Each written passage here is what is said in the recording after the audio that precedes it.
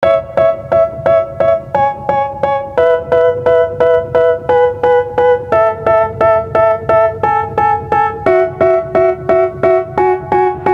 tell me that I'm never gonna make it. They want me to do something that could make sense. They hate when I keep dreaming I'll be famous, but I don't give a fuck, I'ma keep chasing. I got all this potential that's deep inside of me, but they hate when you're successful cause they try to be. They sit there being judgmental because you're trying things, and they just want you to settle and do the right thing. So get a good job, don't slack.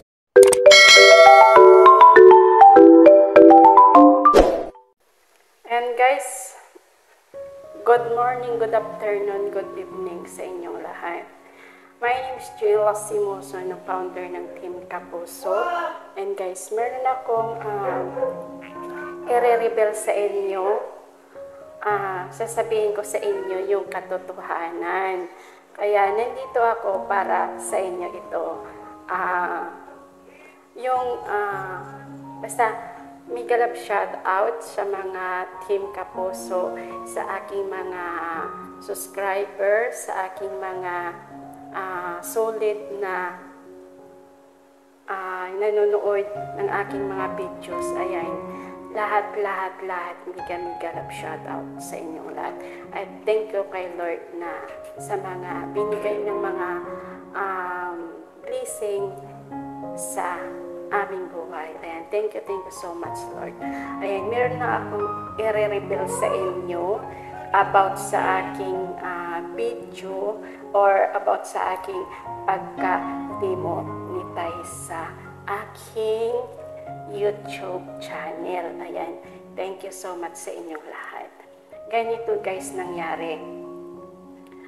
Nung time na yun, nag-upload ako sa short videos ng aking alagang si Kiki, ay isang pusa na meron siyang doormat sa kanyang katawan. Half lang siya.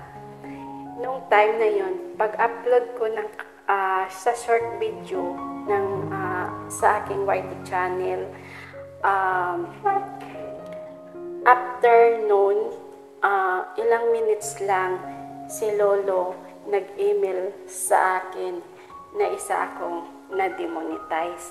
Kaya nung time na yun, nagulat ako kasi original kong videos yun. Paano ako naging nariyos doon? Doon lang ako nagtataka.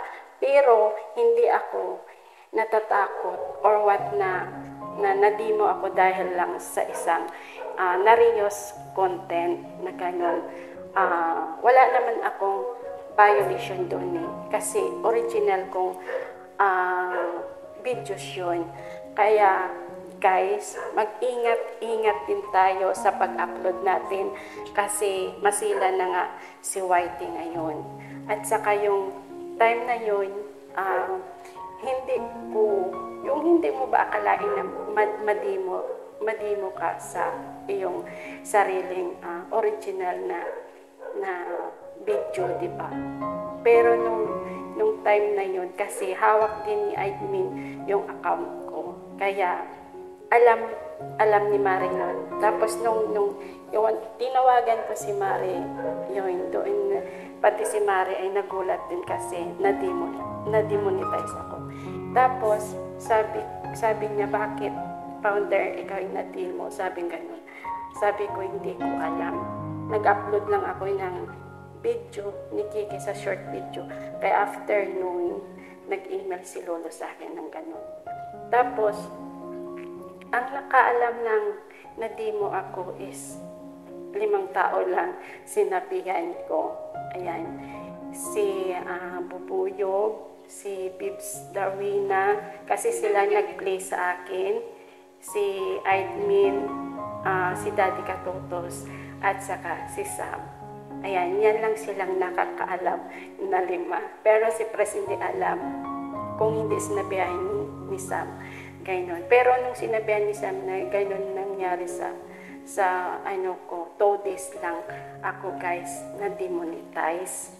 After noon, nag-apila kami ni Mare sa YT channel ko. Ngayon, maraming na ganun ginawa si Sis Ethan, si Bubuyo, ganun din ginawa nila, nag-appeal sila sa kanilang mga pagka-demonetize. Kasi kung talagang original yung videos, hindi kayo matatakot na ma-demonetize kayo ni Lolo. Kasi kung hindi kayo agad-agad mag-apila doon, matagal pa babalik yung YT channel ninyo, diba? Sayang din. Tapos, nung after na nag-apila na kami, agad-agad na-aprobahan ni Lolo yung pag-apila namin ni Mari sa aking YT channel. Kasi kung tutuusin, puro original ko yun na ginawa. Ang mga videos yun, sa akin talaga yun. Kasi kung dati ko pa yung mga videos na na-reuse ako, dapat noon pa. Pero nung time na yun na nag-upload ako, yun na yun. Kaya doon na talaga inano ni Lolo na siguro bawal kasi merong dormant si Kiki, kaya yun siguro ang baka kung ano nangyari doon, ganun. Tapos yun, di ba, after nung nag-apela, na-aprobahan ni Lolo yung aking YT channel, binalik niya lahat sa akin kasi kung tutusin, meron akong laban doon kasi lahat ng videos ko original ko yun. Tapos pag nag-apela kayo, ipapakita nyo lang kung paano nyo i-edit, paano nyo ginawa, kung ano yung mga ginamit ninyong mga pang-edit, halimbawa CapCut, ayan. Sabihin nyo, basta ganun, explain nyo paano, ipakita nyo ganun para maniwala si Lolo. Pero sa akin na yun, hindi naman ako kinabahay na ako na-demonetize. Kasi wala naman ako mga videos na kinuha sa iba kaya original ko yun. Kaya nagpasalamat din ako sa YT, sa YouTube team, kasi binalik nila yung aking YT channel. Kung tutuusin, hindi ko mali yun. Sila ang may mali. Kaya binalik agad-agad nila yung aking YT channel. Kaya simula nun, nung naglagay ako sa group chat natin, bumalik na yun ang YT channel ko, na okay na yun. Kaya nagtataka kayo kung bakit meron akong mga ads, meron akong mga super pink, gano'n. Lahat may dollar sign ako. Kasi na okay na yun yung aking YT channel. Nagpakunwari lang ako na hanggang ngayon is na-demonetize pa rin ako. It's up rank, gano'n. Kaya habang nandito si founder, nandito pa rin ako magbalasubas at magpa-prank sa inyo. Hanggang nandito ako sa Team Kapuso. Ayan. Pero pasalamat pa rin ako sa mga ay nagmamahal sa akin, sa mga nag-concern sa akin, sa mga nagpe-play sa akin. Nandyan pa rin sila. Kaya maraming salamat sa inyong lahat. Tsaka Lalab Strawberry, wag mo na akong ipi-play. Kung ipi-play mo, sige, ituloy mo lang. Pero okay na yung aking YT channel. Prank lang to.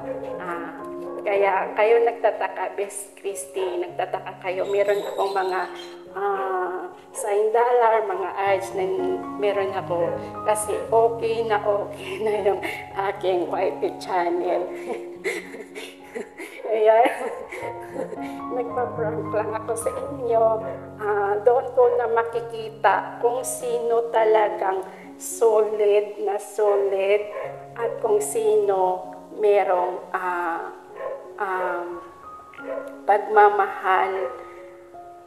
At doon ko makita yung mga reaction ninyo kung talagang nandito kayo sa aking puso at saka nandito kayo sa Team Kapuso. Ayan. Kaya ginawa ko yun para makita ko yung mga concern ninyo, yung pagmamahal ninyo sa akin, at saka yung pagtawag na solid Team Kapuso. puso. Ayan guys. Kaya nagtataka kayo. Kaya ito, nireveal ko na sa inyo yung aking pagka-demonetize kasi ang bilis. Kaya si Buboyog hindi maniwala na ma-demonetize ako kasi number 1, takot ako sa mga CPR. Alam niyo yun. Simula noon, hindi ako yung nagpapakyat sa live ko. Pero nung nagkaroon tayo ng isway sa Team Kapuso, wala akong magagawa. Kaya ako nagsimula doon. Marami naman akong mga CPR pero hindi naman reuse yun eh. Kaya okay lang yun kasi live stream naman tayo.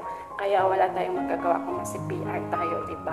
Huwag lang tayo ma-reuse na ganun-ganun lang. At saka, pangit lang kasi kung ma-reuse tayo sa sarili nating mga video na original din natin. Kaya kung alam nyo naman na original ninyo at nangyari sa inyo ng ganun-ganun, mag-apela kayo agad. Huwag nyo antayin pa kasi bumabagsak yung WH ninyo.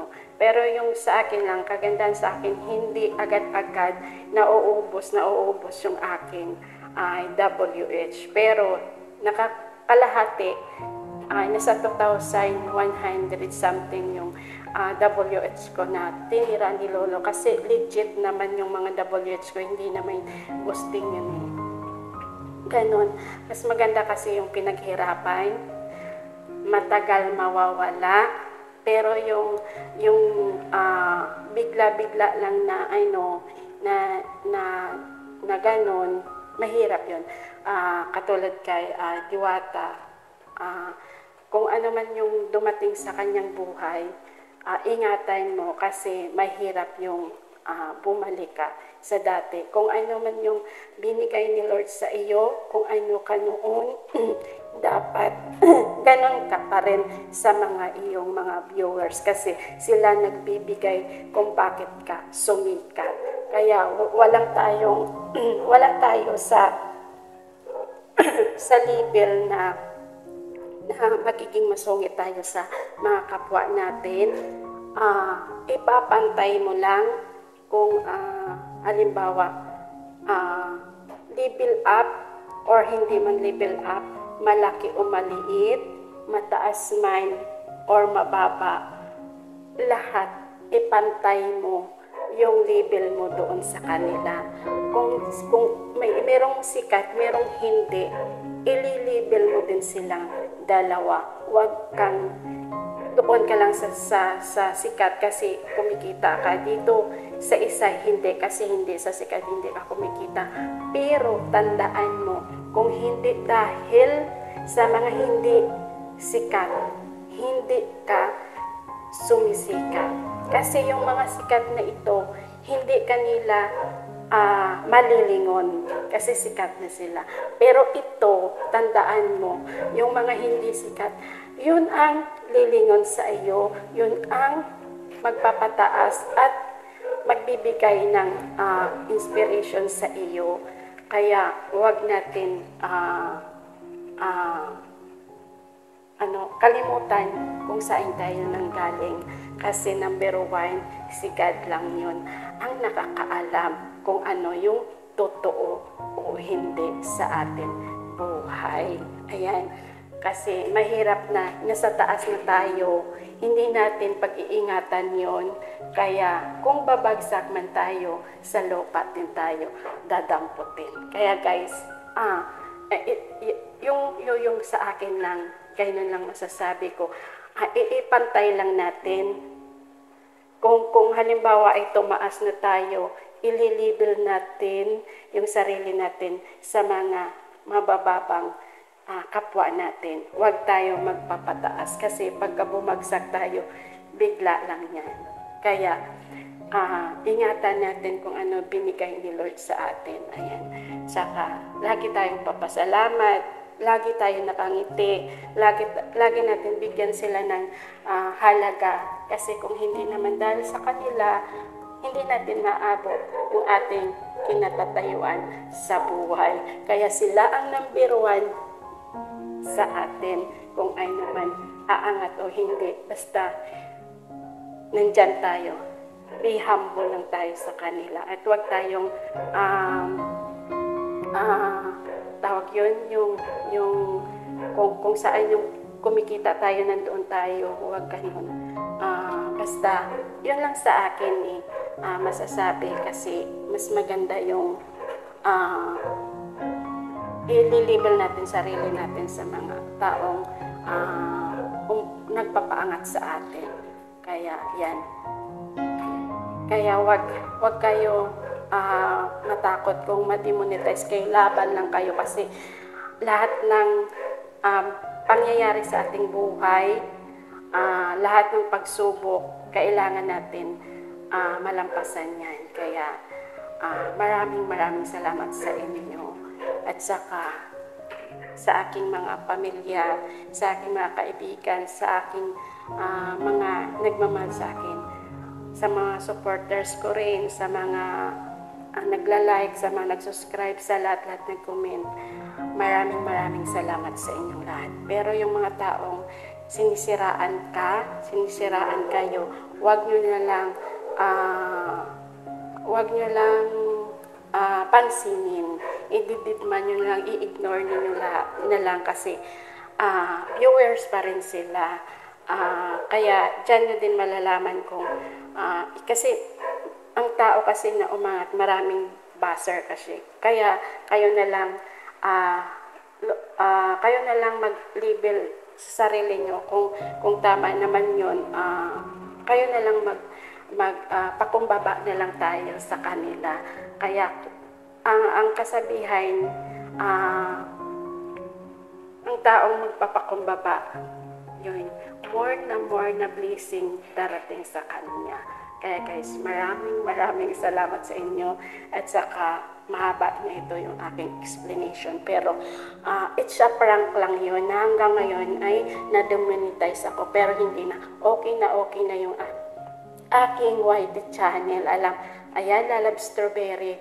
Maraming salamat kasi nandyan pa rin yung pagmamahal mo sa Team Kapuso at sa bilang isang founder.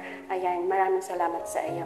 Kahit hindi mo na ako i-play, okay na aking YT channel. Kung sino man mag-re-renew ng member sa akin, ayun na, okay na talaga yung YT channel ko. Binalik na ni YouTube ni Lolo. Ayan, maraming salamat sa team YouTube na binalik ng aking YT channel. And thank you so much, Babu. Ayan, may kalap shoutout sa inyong lahat na lang. Thank you. Ayan.